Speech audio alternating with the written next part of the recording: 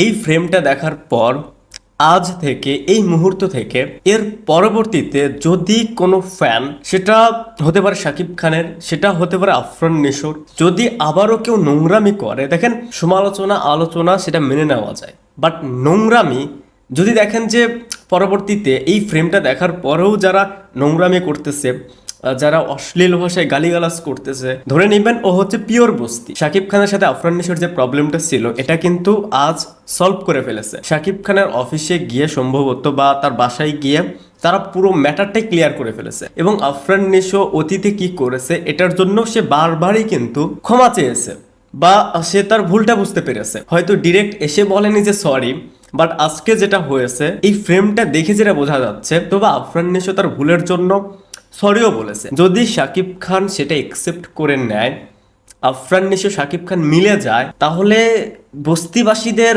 আর কি বলার থাকে। আর হ্যাঁ, কিছু বস্তির এখন থেকেই পিছনে আগুন লেগে গেছে, পাশায় আগুন লেগে গেছে ভাই, যে ভাই এটা আমি কি দেখলাম, এটা কি হলো, এখন তো আর ভিডিও বানাতে পারবো না, এখন তো আর এই যে নোংরামিটা আমরা লাস্ট কয়েকদিন ধরে ছড়াচ্ছিলাম, একটা বিষয় ভালোভাবে বলা যায়, সুন্দরভাবে প্রেজেন্ট করা যায়, বাট এই যে বাজেভাবে বলতেছিলাম, বাজেভাবে প্রেজেন্ট করতেছিলাম, গালিগালাজ করতেছিলাম, সেটা তো আর করতে পারবো না, এবং সেটা থেকে তো হিউজ একটা ভিউজ এবং এটাও হচ্ছিল।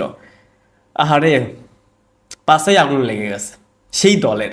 দেখ, এই ফ্রেম থেকে এটা ক্লিয়ার, তাণ্ডবে 100% আফরান নিশো রয়েছে, এবং সেটা কোনো ইম্প্যাক্টফুল ক্যামিও রোলই হতে যাচ্ছে। যদি এটা না হতো তাহলে তারা এত চেষ্টা করতো না, এই ম্যাটারটা এইভাবে সলভ করার চেষ্টা করতো না। তারা যেহেতু ম্যাটারটা সলভ করে ফেলেছে, এর মানে তাণ্ডবে যে তার একটা ক্যামিও রয়েছে, তার পরবর্তী সিনেমার সাথে যে একটা কানেকশন থাকবে, এটা আই থিঙ্ক আমি এখন ক্লিয়ার। আই রিপিট, এর পরেও যারা নোংরামি করবে, এটা ওটা বলবে, প্রথমত এইসব দেখার টাইম নেই, দ্বিতীয়ত যদি আপনার সামনে পড়ে, ধরে নেবেন ও হচ্ছে পিওর বস্তি, আর পাশে আগুন লেগে গেছে, পানি ঢালুন।